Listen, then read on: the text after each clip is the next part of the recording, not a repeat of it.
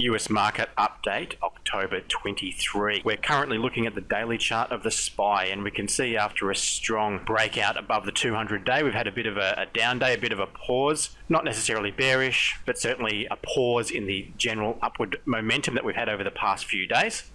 Potential dark cloud formation, however, which is a bearish pattern. If we see a break of the low of this day and movement downwards, then we'd probably be looking at a reversal pattern there. And here we have the diamonds. And as I said yesterday, we were looking at trading the break above this high, and certainly normally a few minutes after the open, when things settle down, we can take a position. And we can see here that the position that we took was early in the day and moved up toward the end of the day. Now, when we put our stops in, we've initially put the stop in at break even after it moved up for the day. Stops for yesterday, I'll show you on this chart. And we can see here that this is the 5-minute chart of the DIA. And you can see that I've put in high and a low for the opening range there. Now, when a stock puts in an opening range, normally one will hold. And so if the top hold, normally that's going to be the top of the day. And we can see here that the established opening range falls in this line. Price action bumped against this top line a few times, a few fake outs, and then started to move to the downside. We've moved our stop from break even to this point here at the lower end of the opening range, the first half hour, because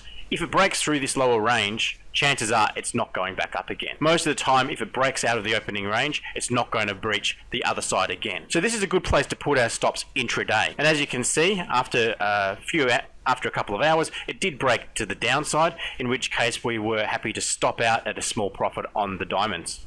Similarly, on the Qs, we can see that there was a gap at the open, and then it started to break down. Once again, looking at the opening range, we can see here the opening range established in the first half hour or so. We saw a potential ascending triangle breakout to the upside, so that could have broken up to the upside, in which case then we would have moved our stop further up. However, we can see here that this is the bottom of the opening range.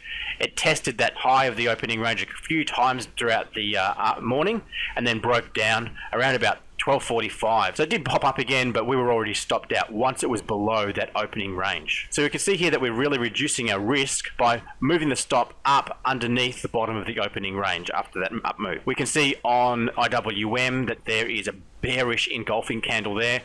Confirmation of a break below there would be a bearish signal. The 50 is below the 200, so that would make sense to go bearish on that. And we can see here that there's a potential line of resistance forming just here. Top, top, top.